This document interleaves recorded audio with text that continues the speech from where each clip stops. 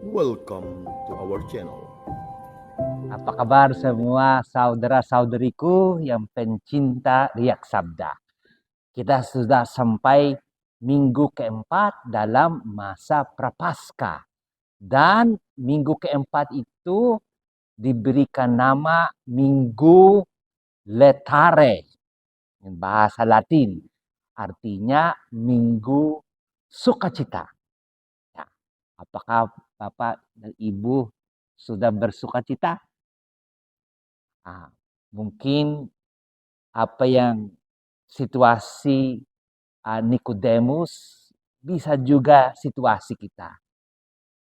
Nikodemus itu seorang Farisi datang ke Yesus dalam kegelapan. Karena Yohanes itu ketika punya detail-detail itu pasti ada artinya. Situasi yang gelap.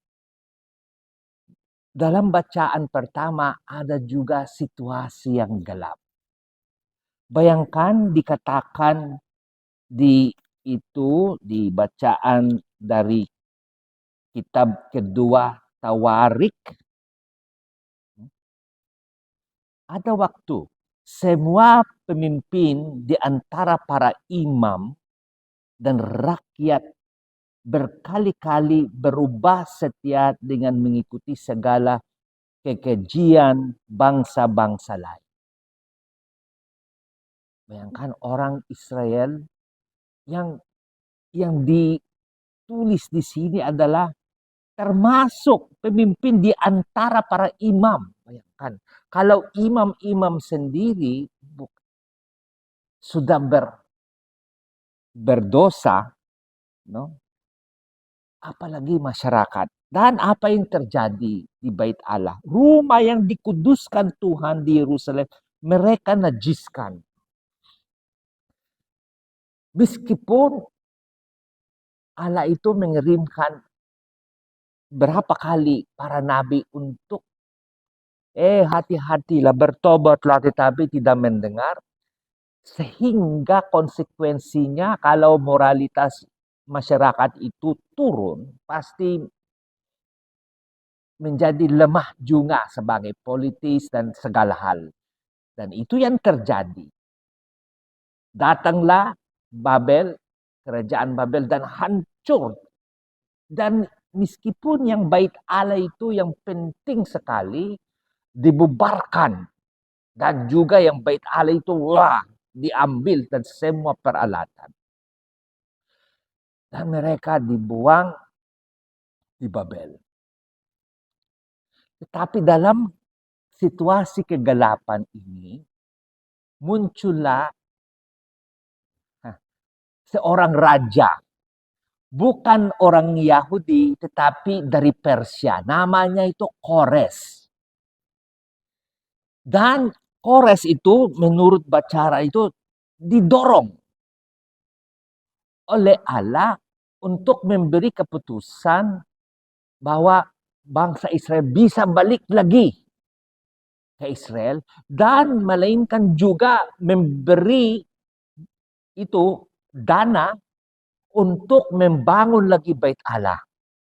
Wah, padahal ada harapan dalam situasi yang gelap.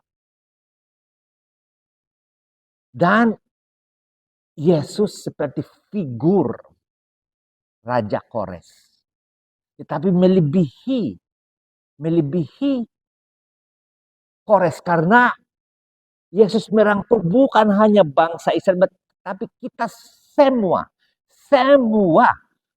khususnya orang yang hidup dalam kegelapan. Orang Kristen dan bukan Kristen. Apalagi kita orang Kristen. Kegelapan juga bisa datang dalam hidup kita. Meskipun dalam prapaskah, kita bisa juga menerus, tidak bertobat, tidak berpantang, tidak berpuasa, seperti cuek. Dalam perjalanan umat Israel di padang gurun. karena kekurangan kesetiaan, melainkan mereka komplain. Komplain, mengapa jalan ini panjang dan mengapa makanan kami ini, minuman kami ini saja, itu saja. Ya, tidak puas dengan hidup mereka. Sehingga apa yang terjadi? Ular-ular datang dan menggigit mereka. Sehingga banyak yang binasa.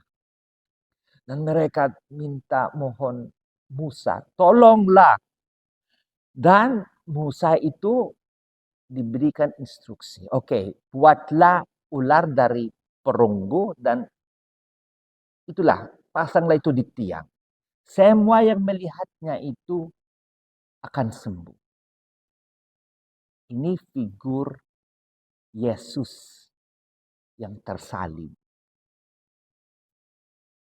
Kita dalam perjalanan hidup kita, ya, komplain di sini, kurang, tidak puasa, tidak berpuasa dan tidak puasa. Sepertinya ialah bisa itu jadi juga. Sehingga sepertinya kita digigit juga oleh ular. Kita tidak berhasil dan tidak menemukan kegembiraan.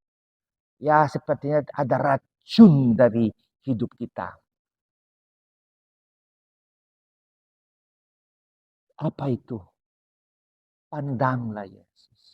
Palingkanlah kepala kita pada Yesus. Karena ia tanda cinta kasih dan pengampunan dosa kita. Allah tidak mau menghakimi kita, melainkan mau menyelamatkan kita. Dan itulah yang kabar gembira, itulah alasan mengapa kita bersukacita. Karena Yesus. Apakah ibu dan bapak, saudara kami, bisakah kita paling memalingkan kepala kita pada salib? Terimalah keselamatan dari Yesus. Ini pasti itu diberikan kepada kita. Inilah kesempatan. Pasca kesempatan bertobat dan juga bergembira. Sampai ketemu lagi Bapak Ibu. Tuhan memberkati kita semua.